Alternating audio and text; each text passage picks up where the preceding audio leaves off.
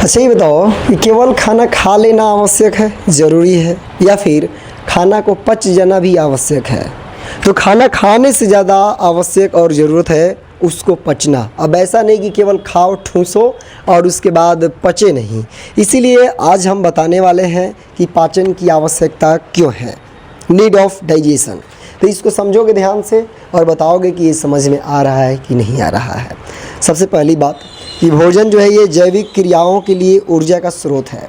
मतलब जितने भी जीव हैं जो जैविक क्रिया के अंतर्गत आते हैं उन सभी के लिए भोजन जो है ये ऊर्जा का स्रोत है। मतलब भोजन के द्वारा ही ऊर्जा यानी कि एनर्जी आता है। अगर आपको भी एनर्जी की ज़रूरत है तो बिना भोजन के आपको एनर्जी नहीं मिलेगा। प्राणियों के शरीर को जीवित तथा स्वस्थ रखने हेतु वायु जल के अतिरिक्त भोजन नितांत आवश्यक है। मतलब कि अगर आप जीवित हैं तो केवल जल और वायु से ही आप जिंदा नहीं रहेंगे। क्या आप रहेंगे? केवल हवा और पानी, ये दो चीज़ों की ज़रूरत को पूरा करके आप जीवित रह पाएंगे? आप आंसर बताएंगे कि नहीं? हाँ, मैं आंसर नहीं बता सकते। हाँ, ये दोनों आवश्यक हैं, लेकिन इसके अतिरिक्त भोजन जो है वो अति आवश्यक है। शरीर में प्रति क्षण दो क्रियाएं होती रहती हैं। क्या आपको पता है वो दो क्रियाएं कौन कौन है जो प्रति क्षण मतलब कि हमेशा सदैव होते रहती है जब तक आप जीवित रहते हैं? सबसे पहले प्रथम जो है वो आंतरिक क्रियाएं, जैसे धड़कन, पाचन तथा श्वास की क्रियाएं इत्यादि। ऐसी जो आंतरिक क्रियाएं हैं ये सदैव होती रहती है जब आप जीवित रहते हैं। दूसरी चीज़ बाह्य क्रियाएं। बाह्य क्रियाएं क्या है? जिसे चलते रहना, दौड़ते रहना, बोलना इत्यादि, ये सभी जो हैं आपकी बाहरी क्रियाएं हैं और ये भी आपको लगभग प्रतिक्षण होते रहता है। और इसके बाद अगर हम बात करें तो इन विभिन्न कार्यों की पूर्ति हेतु, मतलब जितना भी सारा हम ये कार्य कर रहे हैं, आंतरिक क्रियाएं चाहे बाह्य क्रियाएं, इन दोनों कार्य के लिए पेशियाँ कार्यरत होकर सिकुड़ती हैं तथा सिकुड़ने की गति से यथेष्ट मात्रा में ऊतकों की कोशिका घिसती व टूटती है।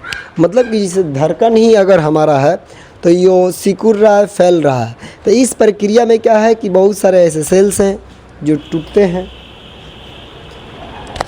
घिसते हैं। आप दौड़ते भी हैं तो आपके बहुत सारे सेल्स, टिश्यू यानी ऊतक जो हैं ये आपस में टकराते हैं, घिसते हैं, टूटते फूटते हैं।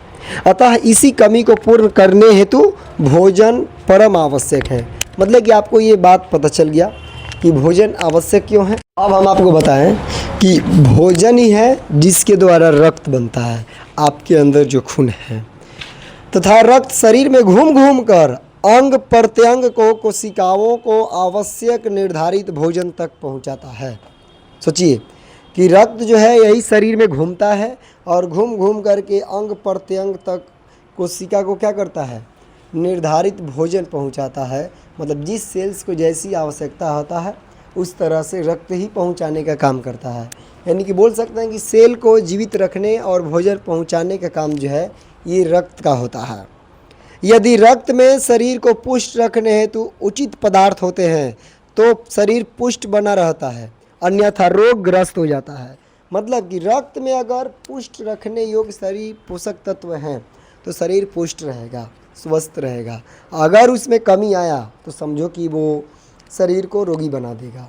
इसके बाद क्या चीज़ है कि भोजन से रक्त बनने के साथ ही बिना पचे हुए अंश का तथा अन्य विकार शरीर के बाहर निकालना भी आवश्यक है। वैसा नहीं कि केवल ठूंसते जाना है और पूरा शरीर यूज कर लेगा, नहीं। शरीर जो बेकार चीज़ें होंगे, जो बेकार पदार्थ होंगे उसको शरीर से बाहर निकालेगा, अन्यथा शरीर में सड़न उत्पन्न होती रहेगी और शरीर विभिन्न प्रकार के रोगों का शिकार हो जाएगा। मतलब कि अगर आप केवल भोजन कर रहे हैं, पच जा रहा है, और आप जो विकार पदार्थ है, जो सड़ने वाला पदार्थ है, जो पचा नहीं है, और वो चीज़ अगर शरीर से बाहर नहीं निकलता है तो वो अंदर सड़ने लगेगा और सड़ के बहुत सारे रोग उत्पन्न करेगा और आप बन जाएंगे एक रोगी। समझ में आया? तो इस तरह से क्या है कि आपको जो भोजन करना है, जो विकार पदार्थ है, वो शरीर से बाहर निकालना आवश्यक होता है। इस प्रकार हमने देखा कि भोजन जिस रूप में ग्रहण किया जाता है यदि उसी रूप में रहे तो शरीर के लिए लाभकारी न होगा। मतलब जिसे आप ग्रहण किए कच्चा हल्का सा मीट खा लिया और वो जाके शरीर में वैसे के वैसे ही रह गया, पचा नहीं है, कोई अभिक्रिया नहीं हुआ है, तो ये आपके शरीर के लिए बहुत बहुत हानिकारक होगा। और शरीर के लिए वह तभी लाभकारी होगा जब भोजन पचाकर उसके शरीर के उपयोग में लाने योग्य रूप में परिवर्तित किया जा सके। मतलब कि जब वो शरीर को उपयोगी करने योग्य बन जाएगा, पच जाएगा, तभी जाकर के वो भोजन अच्छा है, अन्यथा बेकार है। तो इसके बाद हम लोग मिलते हैं अगले वीडियो में, तब तक के लिए धन्यवाद।